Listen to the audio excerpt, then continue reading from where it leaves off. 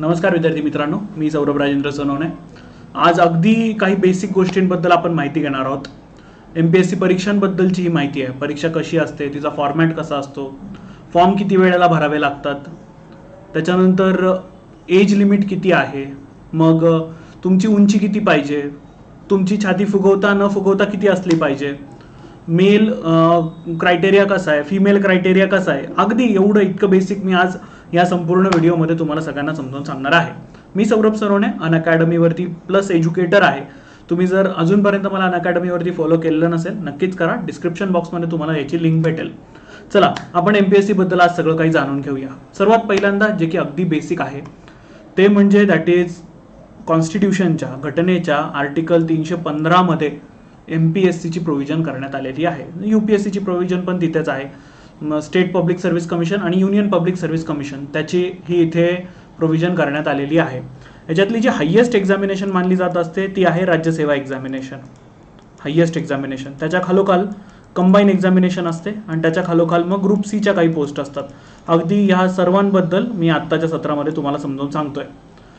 उपजिल्हाधिकारी ही सर्वात मोठी पोस्ट याच्यातनं मानली जात असते. जशी UPSC मधनं IAS असते तशी MPSC मधनं DC डेप्युटी कलेक्टर ही सर्वात उंच पद याच्यातनं मानलं जात असतं. नंतर पोलीस उपनिरीक्षक ACP assistant commissioner of police. तर हे जसं UPSCतनं IPS असतं तसं हे इथे DYSP हे एक महत्त्वाचं पद MPSCतनं असतं. नंतर मग तहसीलदार, नायब तहसीलदार, गटविकास अधिकारी, मुख्याधिकारी हे अशी वर्ग 1, 2 आणि 3 ची पदं हे MPSC मार्फत भरली जातात. कोणकोणते पेपर हे MPSC मार्फत घेतले जातात तर ही त्यांची जरा एक 10 मुख्य परीक्षांची लिस्ट आहे. पहिली आहे ती म्हणजे राज्यसेवा, दुसरी आहे ती म्हणजे महाराष्ट्र वनसेवा परीक्षा, नंतर आहे ती म्हणजे कृषी सेवा, नंतर आहे ती म्हणजे महाराष्ट्र अभियांत्रिकी सेवा इंजिनिअरिंग सर्व्हिसेस, नंतर आहे दिवाणी, न्यायाधीश आणि कनिष्ठ स्तर, त्याच्यानंतर न्यायदंडाधिकारी आणि प्रथम वर्ग परीक्षा, सहाय्यक मोटर वाहन परीक्षा, पोलीस उपनिरीक्षक, विक्रीकर निरीक्षक आणि टंकलेखक यांच्या सर्वांच्या परीक्षा ज्या आहेत त्या MPSC मार्फत घेतल्या जातात.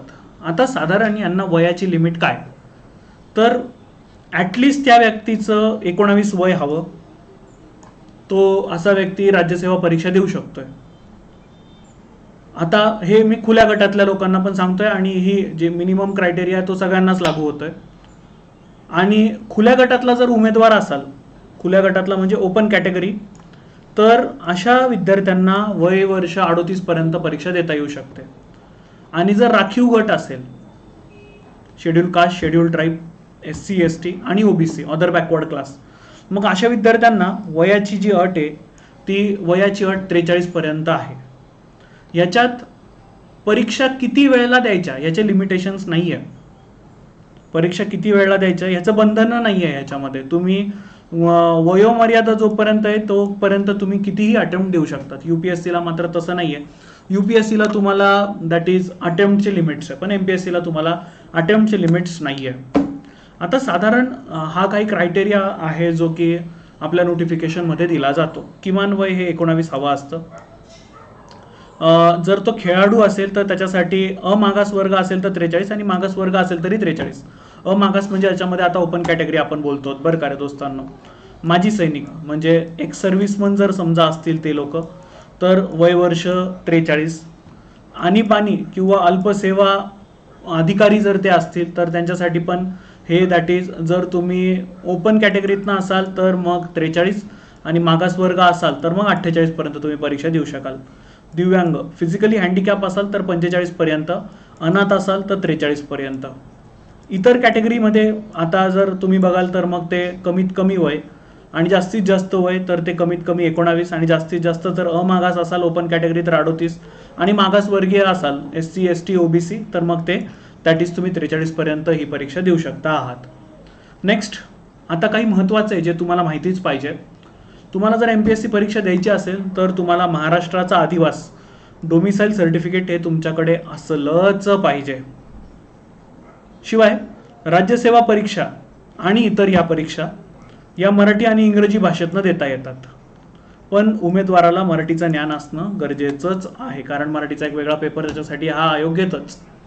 महाराष्ट्र लोकसेवा आयोग यांच्यामार्फत होणाऱ्या या ज्या परीक्षा आहेत या साधारणतः 3 टप्प्यामध्ये, सर्वच परीक्षा नाही पण साधारणतः या ज्या परीक्षा आहेत या 3 टप्प्यांमध्ये विखुरलेल्या आहेत. पहिला पेपर आहे तो म्हणजे प्रिलिम्स, नंतर आहे ती म्हणजे मेन्स, आणि त्याच्यानंतर आहे तो म्हणजे दॅट इज इंटरव्ह्यू. आता सर्वात आधी आपण राज्यसेवेबद्दल सगळीच्या सगळी माहिती घेऊन घेऊ आणि मग नंतर आपण PSI STI ASO कडे पण देखील जाणार आहोत आणि excise PSI STI excise SI कडे पण आपण जाणार आहोत. ठीक आहे. आता हा जो पहिला टप्पा आहे त्याच्यामध्ये प्रिलिम्स आहे जी 400 मार्कांची आहे. 2 पेपर असतात. एक असतो GSचा पेपर जनरल स्टडीज आणि दुसरा असतो CSAT civil services aptitude taste.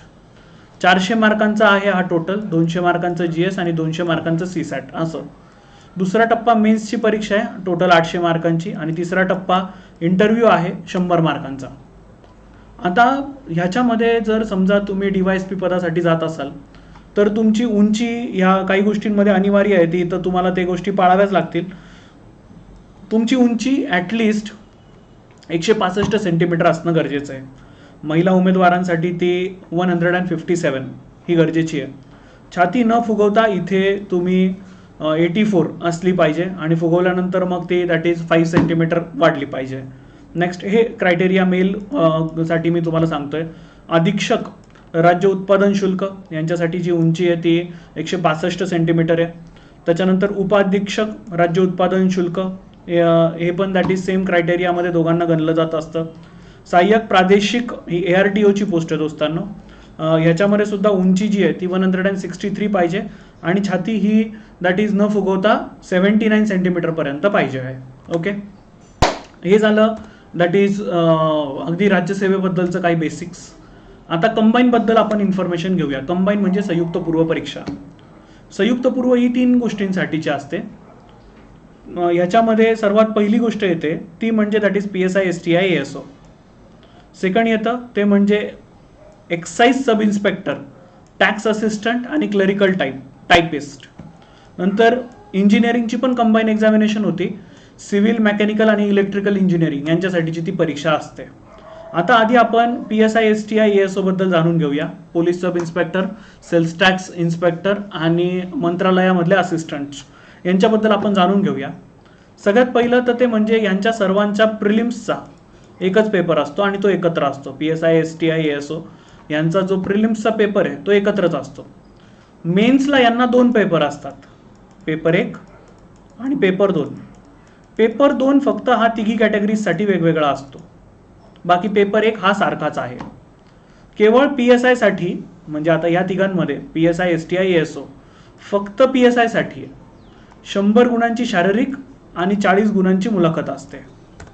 आता कंबाईन प्रिलिम्समध्ये जो सिलेबस मी तुम्हाला सांगितलं, सामान्य क्षमता चाचणी 100 क्वेश्चन असतात, 100 गुण असतात. याचा दर्जा पदवीचा असतो. माध्यम हे मराठी आणि इंग्रजी असतं. वस्तुनिष्ठ बहुपर्यायी प्रश्न असतात MCQ आणि तुम्हाला काळे गोल करायचे असतात. याच्यामध्ये 1 तासांचा वेळ आणि 100 प्रश्न सोडवायचे. This is race against time as always I used to say. कंबाईनचा पेपर मी तुम्हाला मगाशीच सांगितलं. पहिला पेपर जो आहे तो पहिला पेपर तुम्हाला हा असा होत असतो 200 मार्कांचा.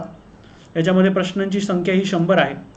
त्याच्यानंतर दुसरा पेपर सामान्य क्षमता चाचणी आणि हा दॅट इज तो बाबा रे पेपर 2 जो आहे हा प्रत्येकाला त्यांचा सेपरेट होत असतो. 200 मार्क आणि 100 त्याला प्रश्न असतात. हे सर्वच्या सर्व MCQ आहे हे लक्षात घ्या. मल्टिपल चॉईस क्वेश्चन, बहुपर्यायी प्रश्न त्याच्यामध्ये असतात. आता PSI साठीची शारीरिक मर्यादा काय काय त्याला जरा समजून घेऊया. फिजिकल याला जे PSIची आहे त्याच्यामध्ये 100 गुण असतात. याच्यासाठी पुरुषांची जी उंची आहे ती 165 हवी आहे. महिलांची जी उंची आहे ती 157 हवी आहे. पुरुषांसाठी छाती न फुगवता 79 आणि फुगवल्यानंतर ती मग नंतर 5 एक्सटेंड झाली पाहिजे म्हणजे 84 पर्यंत जायला पाहिजे. अपंग व्यक्ती याच्यासाठी पात्र होत नाहीत. PSI साठी 100 पैकी तुम्हाला किमान 50 मार्क मिळवणे हे गरजेचंच असतं फिजिकलमध्ये. ओके, तरच तुम्हाला त्याची इंटरव्ह्यू देता येतो, अन्यथा तुम्हाला इंटरव्ह्यू देता येत नाही. आता याची जी सेकंड आपण म्हणजे आय होप तुम्हाला इथे आठवत असेल की आपण इथे 3 परीक्षा बघितलेल्या होत्या. आपण PSI STI ASO कंप्लीट केली. आता आपण कंबाईन ग्रुप C बघणार आहोत. ओके, प्लीज लक्ष द्या जरा. कंबाईन ग्रुप C याच्यामध्ये excise sub inspector, tax assistant आणि क्लरिकल टायपिस्टचे पेपर असतात. ठीक आहे. आता ESI त्याच्यानंतर टॅक्स असिस्टंट आणि क्लरिकल टायपिस्ट ह्या ज्या परीक्षा आहेत यांचा पेपर 1 हा एकत्र होत असतो आणि परत यांचे जे दॅट इज पेपर 2 आहे हा सगळ्यांचा वेगळा वेगळा होत असतो. महत्त्वाची गोष्ट म्हणजे यांच्यासाठी कोणत्याही प्रकारची मुलाखत ही होत नाही. केवळ एक्साईज इन्स्पेक्टरसाठी शारीरिक म्हणजे जे फिजिकल क्रायटेरिया आहेत ना ते बघणं गरजेचं असतं. ओके, तर मग ESI साठी पुरुषांना उंची ही किमान 165 पाहिजे, जशी आपण PSI मध्ये बघितलेली होती अशी तशीच. परत इथे महिलांची उंची जी आहे ती 155 असली पाहिजे. वजन हे दॅट इज इथे फक्त ESI साठी हे क्रायटेरिया हा ठेवण्यात आलेला आहे. ओके दोस्तांनो, हा एकदम बेसिक व्हिडिओ होता की बाबा रे MPSCच्या परीक्षांमध्ये तुमचे फिजिकल क्रायटेरिया काय काय असले पाहिजे अँड ऑल. आपण ह्याच्यासाठी जे क्लासेस ऑनलाईन घेत असतो हे सर्व क्लासेस फ्री आहेत, ॲब्सोल्युटली फ्री हे क्लासेस होत असतात. रोज संध्याकाळी 8:15 आणि 11 वाजता हे माझे क्लासेस असतात. तुम्हाला इथे खाली जे डिस्क्रिप्शन बॉक्स दिलेला आहे ना त्याच्यामध्ये तुम्हाला माझ्या प्रोफाईलची लिंक भेटेल, त्यावरती जा, अनअकॅडमी लर्निंग ॲप डाउनलोड करा, मला फॉलो करा. रोज संध्याकाळी 8:15 आणि 11 वाजता आपली अशी सुपरफास्ट अभ्यासाची रिव्हिजन आपण घेत असतो. त्याच्यातनं आपण MCQ सोडून घेतो असतो, त्याच्यातनं आपण बऱ्याच काही गोष्टी विद्यार्थ्यांकडनं करून घेत असतो. सो जर तुम्ही ह्या सगळ्या गोष्टी तुम्हाला माहीत करून घ्यायच्या असतील तर अनअकॅडमी लर्निंग ॲपवरती लवकरात लवकर या, आपण तिथे अजून चांगल्या पद्धतीनं शिकणार आहोत. ओके, याच्यात जर तुम्हाला काही प्रॉब्लेम्स असतील, काही विचारायचं असेल खाली कमेंट बॉक्समध्ये टाका, त्याच्यावरती नक्कीच मी एक नवीन व्हिडिओ बनवण्याचा प्रयत्न करेन. Okay, thank you all, thank you so much. आणि जर तुम्हाला लेक्चर आवडला असेल तर त्याला प्लीज लाईक करायला विसरू नका. चॅनलवरती नवीन असाल तर सबस्क्राईब करायला देखील विसरू नका. थँक्यू, परत भेटूया. Take care, bye.